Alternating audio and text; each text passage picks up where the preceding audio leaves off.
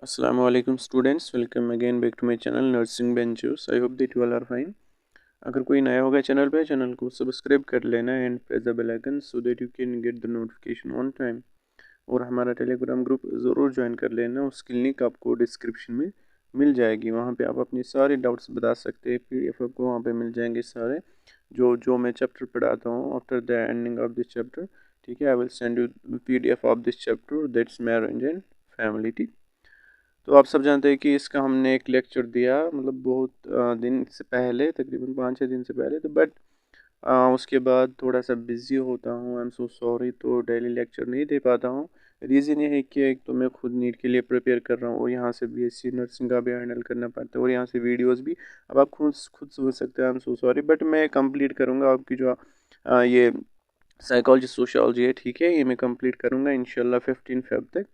तो आज का जो हमारा टॉपिक है दैट्स मैरिज फैमिली, हमने इसमें पढ़ा है सारा कुछ, जो उसमें जो भी सिलेबस में दिया था वो मैंने पढ़ाया आपको। ठीक, आज का जो टॉपिक है दैट्स मैरिज, इसमें जितने भी टॉपिक्स से आपके सिलेबस में वो मैंने सारे कवर किए हैं। ठीक है, और जो ये टॉपिक है फैमिली, मतलब ये चैप्टर है ना family and marriage, this is very important. ठीक है, इसमें आपके 10 मार्क्स का क्वेश्चन आता है। ठीक है, आ सकता नहीं आता है। ठीक है, every year comes 10 marks question from this chapter. ठीक, तो आप इसको स्किप मत कर लेना। ठीक है, तो आज का जो हमारा टॉपिक है दैट्स मैरिज, ठीक, फैमिली हमने ऑलरेडी मैंने पढ़ाया है। ठीक है, और इसका PDF आपको कहाँ पे मिल जाएगा? After completing this chapter I will send its PDF on the Telegram. ठीक है, so you must have to join my Telegram group. ठीक, यहाँ पे देख सकते हैं आप मैरिज, थोड़ा सा हम देखेंगे इसके बारे में, बट आप सब ने सुना होगा मैरिज क्या होता है, वो क्या होता है। ठीक है, बट यहाँ पे आपको किसके मुताबिक पढ़ने हैं, अकॉर्डिंग मतलब सोशियोलॉजी के, ठीक है, हिसाब से आपको मैरिज की डेफिनेशन पढ़नी है। ठीक है, इसकी मीनिंग पढ़नी है, उसके बाद हम देखेंगे कैरेक्टरिस्टिक्स, उसके बाद विल मूव अहेड। ठीक, पहले हम मैरिज देखेंगे क्या होता है अकॉर्डिंग टू सोशियोलॉजिस्ट। ठीक, they define marriage as a socially supported union involving two or more individuals. ठीक, मतलब इन्होंने क्या बोला कि जो मैरिज है as a socially supported union involve, इसमें क्या होता है, इसमें दो या दो से ज़्यादा इंडिविजुअल्स इन्वॉल्व होते हैं। ठीक है, मैरिज में आपने देखा होगा, मतलब यूजुअली क्या होते हैं, दो होते हैं, बट कभी कभार मतलब हम देखेंगे टाइप्स ऑफ इसमें मैरिज में आते हैं। ठीक है, मोनोगमी, ठीक है, पॉलीगेमी, पॉलीएंड्री, वो सब हम इसी में देखेंगे। बट यहाँ पे इसने जिक्र किया दो या दो से ज़्यादा इंडिविजुअल इसमें क्या होता है, इन्वॉल्व होते हैं।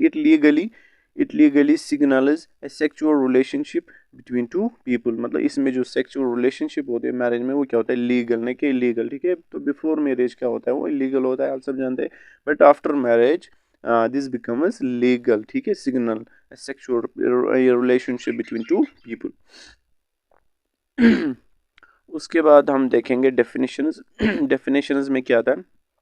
The first one is that marriage is defined as the relationship of one or more men with one or more women, which is sanctioned by custom and law, which imposes certain rights and obligations in case of both partners and in case of children born out of that relationship. ठीक है, ये किसने दिया था? Watermark ने। इसका मतलब क्या हुआ? This marriage it's defined as the relationship of one or more man या तो मतलब रिलेशन, इसमें रिलेशनशिप आती है या तो एक या दो, एक से ज़्यादा इसमें मैन इन्वॉल्व होते हैं, और एक से ज़्यादा क्या वुमेन इन्वॉल्व होते हैं, उनके बीच में जो रिलेशनशिप होती है। ठीक है, उसमें वो रिलेशनशिप आती है। ठीक है, इस मैरिज में which is sanctioned by custom and law, इसमें क्या होता है अकॉर्डिंग टू लॉ, मतलब जो जो भी मतलब कल्चर है, जो भी इसमें मतलब फॉर एग्जांपल एक सोसाइटी में कल्चर, उसका कल्चर के अकॉर्डिंग का जो मैरिज होता है। ठीक है, उनके जो रिचुअल्स होते हैं, उनके कस्टम और लॉज जो होते हैं, उनके अकॉर्डिंग उनका जो मैरिज हो जाता है। ठीक है, which impose certain rights and obligation in case of both partners and in case of children born out of their relationship. ठीक है, तो उनमें जो मतलब ये रिलेशनशिप होती है, मतलब दिस रिलेशनशिप, ठीक है, is done by on the basis of their rituals, on the base of their laws, on the base of their customs, rules and regulations. ठीक है, तो उसकी वजह से उनके क्या होता है, एक रिलेशनशिप बन जाते हैं। ठीक है, एक या एक से ज़्यादा मैन या एक से ज़्यादा वुमेन के बीच में। ठीक, उसके बाद नेक्स्ट डेफिनेशन अगर हम देखेंगे, marriage is a social sanction. ठीक, marriage is a social sanction. मैं आपको यहाँ पे एक बात बताना चाहता हूँ। ठीक है, जो सोशोलॉजी और साइकोलॉजी है ना, ये बैकलॉग, इसमें बैकलॉग आता है, ये मतलब फिर स्टूडेंट्स को ना मतलब रिपेयर हो जाता है, वापस आ जाती है, तो उसको फिर से फिर एग्ज़ाम देना है आपको। बट वहाँ पे आप अगर आप फॉर एग्जांपल किसी को रिपेयर आ गया, अगर किसी को वापस आ गई, उसके बाद उसको नेक्स्ट जो उनका मतलब ये ना जूनियर बैच होगा बीएससी नर्सिंग का, उनके साथ देना है उनको, ठीक है। वो दे सकता है और यहाँ से मतलब अपना जो उसकी स्टडी है, फॉर एग्जांपल अगर वो सेकंड सेम में चढ़ेगा तो वो कंटिन्यू कर सकते हो उसको, उसको नहीं पहले कि इसको एग्जाम देना है, फिर इसको लास्ट में भी दे सकते हैं, बट कोई मसला नहीं है यहाँ पे। सेकंड डेफिनेशन क्या है? Marriage is a social sanction authoring sexual relationship among partners and socio economic relation with respect to each other, ठीक। इसमें क्या होता है? इसमें होता है एक मतलब सेक्सुअल रिलेशनशिप होती है मतलब between male and female partner, आप सबको पता होगा, ठीक है। And a socio economic relationship relation with respect to, और उनके बीच में जो मेल एंड फीमेल पार्टनर हो गए, हस्बैंड वाइफ होगा, उनके बीच में एक और रिलेशनशिप एस्टेब्लिश होती है, दैट सोशियो इकोनॉमिक रिलेशनशिप। उनके बीच में क्या होता है? रिलेशन, वो रिलेशन भी होती है उनके बीच में, ठीक। ये थी इसकी सेकंड डेफिनेशन। ये दो डेफिनेशन याद रख लेना मैरिज की। देखो वहाँ पे क्वेश्चन आएगा मैरिज, इसके कैरेक्टरिस्टिक्स और टाइप्स ऑफ मैरिज, ठीक है। ये एक 10 मार्क्स का क्वेश्चन आएगा, ठीक। तो इसीलिए मैंने इसको मतलब अच्छे से नोट बनाए हैं, ठीक है, ताकि आपको कंफ्यूज ना हो जाए। और हाँ, कुछ स्टूडेंट्स मैसेज कर रहे हैं कि सर इसका जो कंटेंट है कम देते हो आप, बट इसको थोड़ा सा और एलाबरेट करो और ज़्यादा दो। देखो बेटा, अगर फॉर एग्जांपल अगर आपको मतलब देखो आपका जो एग्ज़ाम है वो मार्च 5 मार्च से स्टार्ट हो रहा है, तो इसीलिए मैं उतना ही पढ़ाता हूँ जितना आपके लिए ज़रूरत है एग्ज़ाम के लिए। मैं खाली एग्ज़ाम के लिए पढ़ा रहा हूँ, मैं कोई डीप फॉर एग्ज़ाम्पल जैसे कि बोर्ड में पढ़ाते एग्ज़ाम के लिए, फिर नीट के लिए, तो इसी तरह यहाँ पे मैं कोई कॉम्पिटिटिव एग्ज़ाम के लिए नहीं पढ़ा रहा हूँ, बट आपके बोर्ड के लिए पढ़ा रहा हूँ, ठीक। जो सॉरी आपका जो यूनिवर्सिटी एग्ज़ाम होता है तो उसके लिए पढ़ाता हूँ, ठीक। तो आप कंफ्यूज मत होना, ये जितना मैं दादा उतना काफ़ी आपके लिए, ठीक है। अगर किसी को और कुछ चाहे तो वो फिर पढ़ सकता है कहीं और से, या कोई भी वीडियो देख सकता है। अगर किसी को डीप नॉलेज चाहिए या बुक ला सकता है, वो खुद भी पढ़ सकता है फिर, ठीक। और हाँ, अगर मैं कोई टॉपिक स्किप करूँगा ना किसी भी चैप्टर में, तो उसका मतलब ये नहीं कि मैंने वो छोड़ दिया, वो दूसरे चैप्टर में आपका आएगा, ठीक है। मैंने 2-3 टॉपिक्स मतलब 2-3 चैप्टर उसमें से स्किप किया है, ठीक है। तो आप टेंशन नहीं लेना, वो जो टॉपिक्स है वो नेक्स्ट चैप्टर में आएंगे इंशाल्लाह, इसलिए मैंने स्किप किया होगा, ठीक। तो उसके बाद हम देखेंगे कैरेक्टरिस्टिक्स ऑफ मैरिज, ठीक। पहला जो कैरेक्टरिस्टिक फीचर है, दैट्स यूनिवर्सल सोशल इंस्टीट्यूशन। आप सब जानते हैं कि मैरिज हर किसी जगह पे पाया जाता है, ठीक है, हर किसी जगह पे होती है, ठीक। तो हर किसी सोसाइटी में मैरिज होती है, तो it's universal. Marriage is found in almost all societies and at all stage of development, ठीक। उसके बाद next, that's marriage is permanent. Permanent मतलब क्या हुआ? Marriage is a permanent bond between husband and wife, ठीक। ये एक बॉन्ड होता है, this is very strong bond between the husband and the wife. It's designed to fulfil the social, psychological, biological and religious aims. इसमें क्या होता है, ये क्यों हो जाता है? ताकि जो इंसान के जो सोशल ये ना सोशल प्रॉब्लम्स होंगे, साइकोलॉजिकल या बायोलॉजिकल या रिलीजियस एम्स जो होंगे, ठीक है, उनको क्या करना है? फुलफिल हो जाता है इसमें, ठीक। उसके बाद next third characteristic feature, that sexual relationship. Marriage establishes family. Marriage आप सब जानते हैं कि मैरिज जब होती है उसके बाद उनकी एक फैमिली बन जाती है, ठीक है। जो हमने पहले पढ़ा, मैरिज वो क्या एस्टेब्लिश करते हैं? फैमिली एस्टेब्लिश कर दे। Family helps in providing facilities, ठीक, for procreation and upbringing of children, ठीक है। इसमें क्या होता है, जो फैमिली होती है, ठीक, दिस फैमिली प्रोवाइड्स फैसिलिटीज, ठीक है, for the procreation and upbringing of the children. उसके बाद next characteristic feature, that's establishment of family. ये मैंने आपको बताया, इसमें एक फैमिली जो है, दिस फैमिली बिकम्स एस्टेब्लिश, ठीक। Family marriage establishes family, family helps in providing facilities for procreation and, यहाँ पे मैंने 2 बार लिखा है, ठीक है, दो, आई एम सो सॉरी, यहाँ पे जो मैंने ये पॉइंट लिखा है ना, ये 2 बार लिखा है यहाँ पे। एक सेकंड याद, ये इधर तो गड़बड़ हो गया है। देखो ये जो है ना एस्टेब्लिशमेंट ऑफ फैमिली, इसको ये भी है, ठीक है, ये भी है, और ये भी जो नीचे मैंने लिखा, जो सेक्सुअल रिलेशनशिप है ना, इसको ये लिखना है। यहाँ पे मैंने फिर से लिखा है सेक्सुअल रिलेशनशिप, इसको ये वाला नहीं लिखना, ठीक है। जो सेक्सुअल रिलेशन, इसको ये एक्सप्लेनेशन नहीं लिखना। ये किस में है? ये इसमें है, ठीक है। जो है मैरिज एस्टेब्लिशेस फैमिली, ये है इसमें, एस्टेब्लिशमेंट ऑफ फैमिली इसमें है, ठीक। बट जो सेक्सुअल, आप इसको नहीं लिखना, इसको छोड़ देना, बस आपको फिर समझ आएगा। इसको छोड़ देना है, इसको, इस पॉइंट तीसरे पॉइंट को नहीं लिख लेना, आप इसको सीधा लिखना है उसके बाद, ठीक है, फोर्थ पॉइंट को, उसके बाद ये फिफ्थ पॉइंट, सेक्सुअल रिलेशनशिप, ठीक। Sexual relationship means marriage regulates sexual relationship according to prescribed customs and laws। ये मैंने आपको बोला, जो मैरिज होती है एक मतलब किसके तहत होती है, अकॉर्डिंग टू कस्टम, जो जितने भी मतलब जो भी कल्चर के जो रूल्स होंगे, कस्टम्स होंगे, लॉज होंगे, रिचुअल्स होंगे, उनके अकॉर्डिंग होती है, ठीक है। उसके बाद next point that's mutual affection. Mutual affection इसका मतलब क्या हुआ, जो मैरिज होती है उनमें मतलब दोनों जो हस्बैंड और वाइफ हो, उनके जो प्यार होता है, लव होता है, वो दोनों एक दूसरे के साथ मतलब इक्वली करने चाहिए। उनके जो इमोशंस है एक दूसरे के साथ क्या करने, शेयर करने, ठीक है। Fellowship and sharing of emotions among husband and wife, ये मैंने आपको बताया, ठीक। उसके बाद next characteristic feature that's procreation of children, मतलब चिल्ड्रन को प्रोक्रिएशन देना, ठीक है, प्रोक्रिएशन करना। Marriage legitimates birth of a child, ठीक है, इसमें क्या होता है, बर्थ होती है एक चाइल्ड की, which after inheritive property of family, ठीक है, जो उसके बाद प्रॉपर्टी होती है फैमिली वो किसको हो जाती है, उसी बच्चे को। फॉर एग्जांपल देते हैं ना, मतलब प्रॉपर्टी देते हैं फिर बच्चों को, तो उसी तरह, ठीक। उसके बाद fulfilment of religious and social obligation, ये है लास्ट इसका characteristic feature. It means that without marriage a person cannot fulfill various sacraments like मोक्ष आफ्टर डेथ, ठीक है। जो मैरिज है, विदाउट मैरिज जो एक इंसान होता है, ही कैनॉट फुलफिल वेरियस सैक्रामेंट्स, जैसे क्या आता है मोक्ष आफ्टर डेथ, ठीक है। उसके बाद हम देखेंगे types of marriage. Types of marriage में क्या आता है, ठीक है। टाइप्स ऑफ मैरिज ये इंपॉर्टेंट टॉपिक है, ठीक है, दिस इज वेरी इंपॉर्टेंट। इसमें मतलब ये तो सारा चैप्टर ही इंपॉर्टेंट है, बट ये वाला टॉपिक है, दिस इज वेरी इंपॉर्टेंट, ठीक है। पहला इसमें जो पहला टाइप है दैट्स मोनोगेमी, सेकंड पॉलीगेमी पढ़ेंगे हम, पॉली एंड्री, ठीक है, ग्रुप मैरिज पढ़ेंगे, एक्सोगेमी एंड एंडोगेमी, ठीक। हम एक एक करके अब देखते हैं। इसमें मैंने सिंपल एक एक लाइन लिखी है, ठीक है, अगर आपको फिर और करना होगा एलैबोरेट आप कर सकते हैं, ठीक, बट मेरे हिसाब से इतना काफ़ी नहीं है, ठीक है, मैं यहीं से बोल रहा हूँ, मैंने एक दो लाइन लिखी है, बट अगर आप फिर एग्जाम्पल आप कुछ और लिख लोगे तो आपको आएगा फिर खुद, ठीक। मोनोगेमी क्या होता है, in this form of marriage one man marries one women at a time, मतलब इसमें जो मैरिज होता है it occurs between the one man and the one women, ठीक है, एक मतलब महिला के बीच में और एक मर्द के बीच में, ठीक है।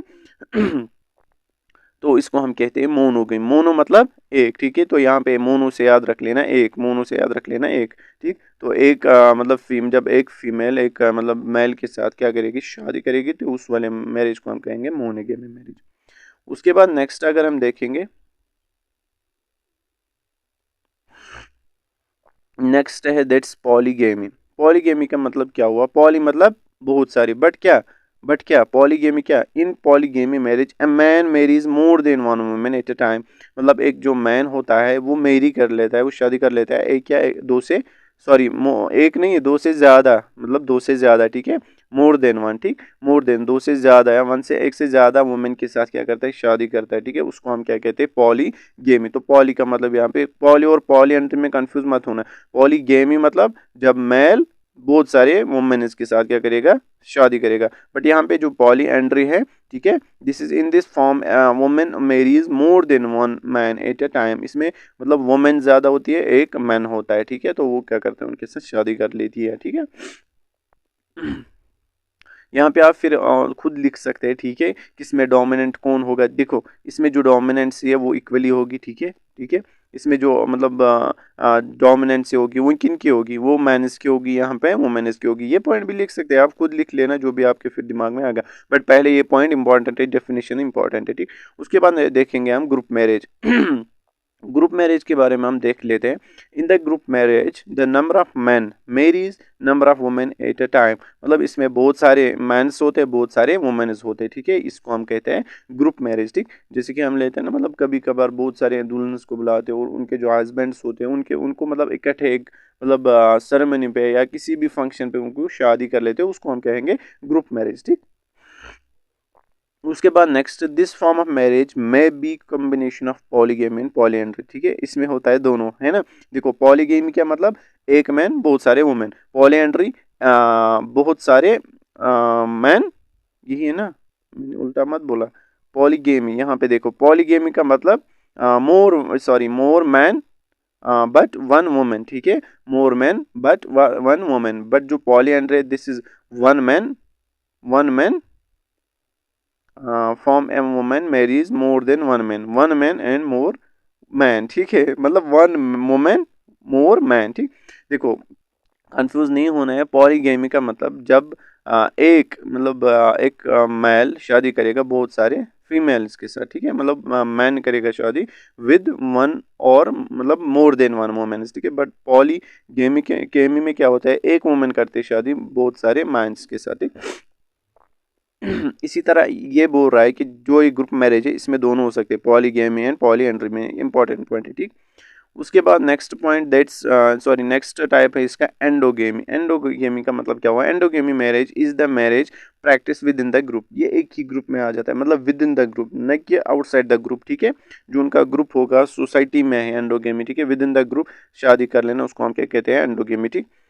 This is otherwise known as marriage within the group, ठीक। इसका दूसरा जो नाम है that's marriage within the group. Endogamy marriage preserve the group's homogeneity, ठीक है। इसमें क्या होते हैं, ग्रुप्स होमोजेनिटी इसमें प्रिजर्व होती है, ठीक। It preserves group purity and keeps the property within the groups, ठीक है। इसमें क्या होते हैं, प्रिजर्व होते हैं प्योरिटी ऑफ ग्रुप्स, ठीक है। इसमें प्रिजर्व होते हैं ग्रुप होमोजेनिटी, याद रख लेना, ठीक। तो एंडोगेमी इसमें क्या होता है, प्रिजर्व होता है purity and keeps the property within the groups. Exogamy आपको समझ आएगा, दिस मतलब kind of marriage is known as marriage outside the group, ठीक। तो ये जो एक्सोगेमी है ये इसको प्रिजर्व नहीं करेगा ग्रुप्स होमोजेनिटी को, ना ये प्योरिटी ऑफ ग्रुप्स को प्रिजर्व करेगा, ठीक। उसके बाद नेक्स्ट जो हमारा टॉपिक है that social customs relating to marriage, ठीक। Social customs relating to marriage, this is very important, ठीक है, इंपॉर्टेंट टॉपिक। मैंने बोला ये चैप्टर ही इंपॉर्टेंट है, ठीक। पहला पॉइंट इसमें, in India marriage is considered as an important social institution. मैंने आपको पहले ही बोला जो मैरिज है इट्स एन सोशल मतलब important social institution approved and permitted by custom and laws. ये किसके बेस पे होता है, मैंने आपको बोला on the base of their मतलब जो सोसाइटी में उनके कल्चर में जो कस्टम्स होते हैं लॉज होते हैं उनके बेस पे होता है, ठीक है। In all communities, marriage is regarded as an essential obligation which is necessary for everyone, ठीक। या मतलब हर किसी कम्युनिटी, जो भी कम्युनिटी है उनमें मतलब जो मैरिज है इसको एसेंशियल मतलब ये ऑब्लिगेशन माना जाता है, ठीक है, जो कि नेसेसरी ज़रूरी है हर किसी के लिए, ठीक।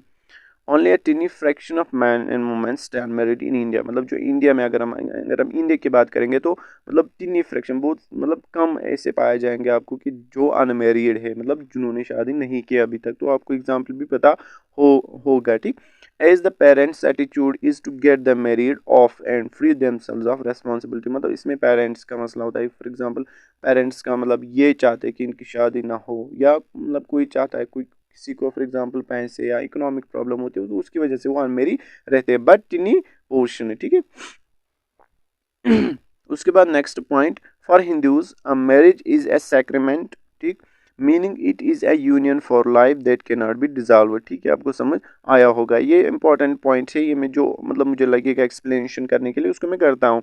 Marriage marks the beginning of A life, ठीक है, आपको समझ आया होगा। मतलब ये हम बोल रहे हैं कि जब मैरिज करते हैं उसके बाद नई जिंदगी शुरू होती है ना, पार्टनरशिप बिटवीन टू पीपल्स, ठीक है।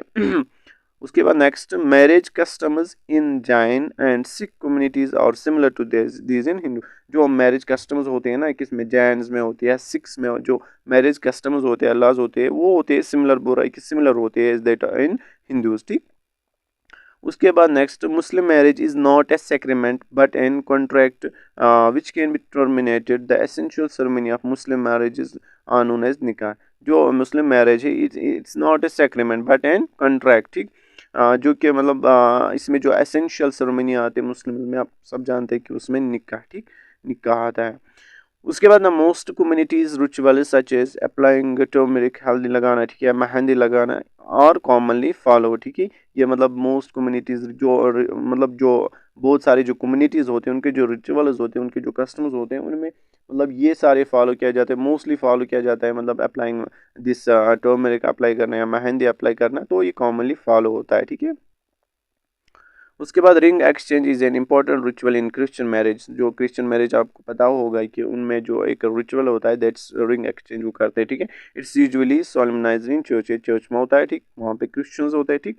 The widow woman usually has a right to remarry. जो विडो वुमन होती है, ठीक है, विडो आप जानते हैं, ठीक है। तो उसको क्या करना होता है, उसके लिए एक हक बनता है कि वो दोबारा से शादी, बट पहले पहले नहीं किया जाता है। मतलब जो विडो वुमेन होती है उसको माना जाता है कि मतलब एक अलग नज़र से देखते हैं, बट फिर उसके बाद एक लॉ आया, वहाँ इसके बाद पढ़ेंगे उसके अकॉर्डिंग क्या उनको एक राइट बन जाता है, ठीक है, ताकि वो they have to right to remarry, ठीक है। उसके बाद for most Indian women marriage is essential as it provides economic support, dignity and security. मतलब जो फॉर एग्जांपल अगर हम इंडिया की बात करें, उसमें जो बहुत सारी महिला होती हैं उनमें मतलब एक दिस मैरिज इज एसेंशियल, मतलब this institution as it provides economic या सपोर्ट प्रोवाइड करता है, ठीक है, डिग्निटी, ठीक है, एंड सिक्योरिटी, ठीक है, इनको प्रोवाइड करता है। After marriage the wife moves to her husband's wife, ये तो आपको पता है। तो ये था, ये टॉपिक ही कंप्लीट हो गया। ये जो social customs relating to marriage, ठीक, ये खत्म हो गया। उसके बाद हम नेक्स्ट टॉपिक देखेंगे दैट्स इंपॉर्टेंस ऑफ मैरिज। ये भी आपके सिलेबस में, मैं आपके सिलेबस के अकॉर्डिंग पढ़ाता हूँ, ठीक है, कोई मतलब टॉपिक स्किप नहीं है इसमें। इंपॉर्टेंस ऑफ मैरिज, आप सबको पता होगा इंपॉर्टेंस क्या होगी मैरिज की, आप खुद भी लिख सकते हैं, बट यहाँ पे जब आप देखोगे तो आपके दिमाग में, जहन में एक आइडिया आएगा क्या लिखना है वहाँ पे, ठीक। पहला जो पॉइंट है that's regulation of sex life, ठीक है, इसमें जो सेक्स लाइफ होती है, ठीक है, सेक्सुअल लाइफ होती है, उसको रेगुलेट कर लेते, मतलब उसको रेगुलेट कर लेना, ठीक। Marriage leads to establishment family, मैंने आपको बताया जब मैरिज होती है उसके बाद एक फैमिली बन जाती है, ठीक। उसके बाद प्रोवाइड्स इकोनॉमिक कोऑपरेशन, ठीक है, इसमें कोऑपरेशन फॉर एग्जांपल जब मैरिज करते हैं कभी कभार जो ये होती है वाइफ होती है, वो उतने उसकी वो इकोनॉमिकली स्टेबल नहीं होते, बट जो हस्बैंड होता है इकोनॉमिकली स्टेबल हो जाता है, तो उसकी वजह से उनकी जो इकोनॉमिक मतलब प्रॉपर्टी होती है, इकोनॉमिक कोई भी प्रॉब्लम होगी वो उसको कोऑपरेट कर लेते हैं दोनों, ठीक है। या कभी कभार जो वाइफ होती है वही मतलब इकोनॉमिकली स्टेबल होती है, तो उसकी वजह से वो कोऑपरेशन में हो जाते हैं, ठीक। उसके बाद next point that's provides emotional support, ठीक, इसमें क्या होता है कि इमोशनल सपोर्ट प्रोवाइड होता है, मतलब या चाहे वो हस्बैंड दे वाइफ को या वाइफ हस्बैंड को, ठीक। उसके बाद next marriage aims at social solidarity, ठीक। ये थे कुछ पॉइंट्स इंपॉर्टेंस ऑफ मैरिज, इसको आप एक्सप्लेन कर सकते हैं, ठीक है, वहाँ पे फिर खुद। उसके बाद legislation related to marriage and family, मतलब कानून के तहत अगर हम देखेंगे मैरिज एंड फैमिली, इसमें कौन कौन से एक्ट्स आए थे, दिस इज़ वेरी इंपॉर्टेंट, ठीक है, ये आपको ज़रूरत लगेगा और एग्ज़ाम में भी आ सकता है, ठीक है। ये एग्ज़ाम में नहीं आया अभी तो इस साल इंशाल्लाह आ जाएगा, ठीक। पहला जो एक्ट है दैट्स, इसमें जो पॉइंट है that's prevention of Sati act, इसमें क्या था, मतलब इसका मतलब क्या है, ये कब लागू हुआ 1829 में, ठीक। जो प्रिवेंशन ऑफ सती एक्ट है, इसमें ये कहा जाता है कि जो मतलब फीमेल्स होती है, जो वाइव्स होती है, ठीक है, उनके अगर हस्बैंड मतलब उनकी डेथ हो जाती थी, ठीक है, उसके बाद जो ये होते हैं फीमेल्स होते हैं, उनके वाइव्स होते हैं, उनको भी क्या होना हो, सती होना पड़ता था, ठीक है। तो उसको मतलब सती होने से प्रिवेंशन करने के लिए ये एक्ट आया, ठीक है, उसको बचाने के लिए, उनको बचाने के लिए ये एक्ट आया, that's prevention of Sati act, ठीक है, आपको समझ आया होगा। जो हस्बैंड्स होते हैं वो मतलब फॉर एग्जाम्पल उनकी अगर डेथ हो जाती है, उसके बाद जो वाइव्स होते हैं उनको क्या करना होता है, रिमेरी करना होता है, बट उनको भी सती होना पड़ता था, ठीक है। तो उसको बचाने के लिए, उसको प्रिवेंट करने के लिए ये एक्ट आया, ठीक। आई होप दैट आपको समझ आया होगा। उसके बाद next that's Hindu widows marriage, ये उसके बाद आया, मैंने आपको बोला सती होने से कैसे बचाया, यह आए 1856 में, यहाँ पे डेट याद रख लेना। इसका इसमें क्या होता है, इसमें ये होता है कि जो भी मतलब फॉर एग्जांपल वुमेन होती है, अगर उसके जो हस्बैंड उसकी डेथ हो जाएगी, ठीक, वो विधवा बन जाएगी, ठीक, तो उसके बाद क्या करना है, उसको राइट टू मतलब रिमैरी, ठीक है, उसको राइट हक बनता है उसको रिमैरी करना, उसको मैरिज करना दोबारा, ठीक है। बट पहले पहले नहीं किया जाता है, बट उसके बाद जब ये एक्ट आया, ठीक है, उसके बाद उनको रिमैरी कर किया जाता है, ठीक है। उसके बाद next that's the civil for special marriage act 1872 में आया। इसका मतलब क्या हुआ, फॉर एग्जांपल अगर दो मतलब डिफरेंट जो रिलीजन के दो फॉर एग्जांपल हस्बैंड वाइफ होंगे, तो अगर वो अपने अपने जो रिलीजियस है, उनका जो मज़हब है, ठीक है, वो उसको फॉलो करेंगे शादी के बाद। फॉर एग्जांपल एक है हिंदू, एक है मुस्लिम, ठीक, उन्होंने शादी कर ली, ठीक, इस एक्ट के तहत उनको क्या करना है, वो अपने अपने रिलीजन के अकॉर्डिंग रह सकते हैं। ज़रूरी नहीं कि वो बोलेगी उसको आपको मेरे रिलीजन के अकॉर्डिंग चलना है, वो बोलेगी वाइफ बोलेगी मेरे रिलीजन के, नहीं। ये एक्ट बोल रहा है कि उनको मतलब वो अपने अपने मज़हब के मतलब अकॉर्डिंग रह सकते हैं, ठीक है, वो अपना मज़हब चलाएगी, मानेगी अपना मज़हब, ठीक, तो वैसे वो रह सकते हैं। एग्जाम्पल आपको पता ही होगा, ठीक है। उसके बाद हिंदू मैरिज एक्ट, ठीक, हिंदू मैरिज एक्ट ये कब आया 1955। इसमें ये होता है कि जो भी फॉर एग्जांपल इसमें रूल्स एंड रेगुलेशन आते हैं। फॉर एग्जांपल मैं बताऊंगा आपको, जो मेल होना चाहिए that should be 18 years, sorry 21 years above, and female should be 18 years above, ठीक। तो यहाँ पे फिर जाके उनकी मैरिज हो जाएगी। या दूसरी बात इसमें ये आती है कि जो पेरेंट्स होते हैं, घर वाले होते हैं, वो भी क्या होने चाहिए, राजी होने चाहिए शादी के मतलब ठीक, शादी के लिए। तो इसमें यही सारा आता है, ठीक। उसके बाद next that's dowry prohibition act. मतलब आप सब जानते हैं कि जब शादी होती है उसके पहले मतलब दहेज का इसका मुकर्रर किया जाता है, क्या देना है वो देना है, ठीक है। तो इसको क्या किया गया, प्रोहिबिट किया, मतलब इसको रोकथाम किया गया, ठीक। इसका मतलब ये हुआ कि फॉर एग्जांपल अगर कोई भी लड़की उसको पैसे नहीं हो गई, या मतलब ज़बरदस्ती करवा रहे घर वाले, या कुछ भी, मतलब जब आफ्टर मतलब मैरिज उसको ज़बरदस्ती उसके मतलब ऊपर क्या जुल्म किया जाता है, तो उसको रोक सकते हैं, उसको दहेज मतलब दाऊद दहेज शादी किया जा सकता है, ठीक है। उसके बाद the Hindu adoption and maintenance act. इसका मतलब क्या हुआ, जो हिंदूज़ में जो रिलीजन है, अगर उसमें कोई भी बच्चा चाहे वो जायज़ या ना जायज़ हो, ठीक है, उसको क्या करना है, अब अडॉप्ट करना है। उसके बाद उनको उसको क्या करना है, मेंटेन करना है, ठीक है।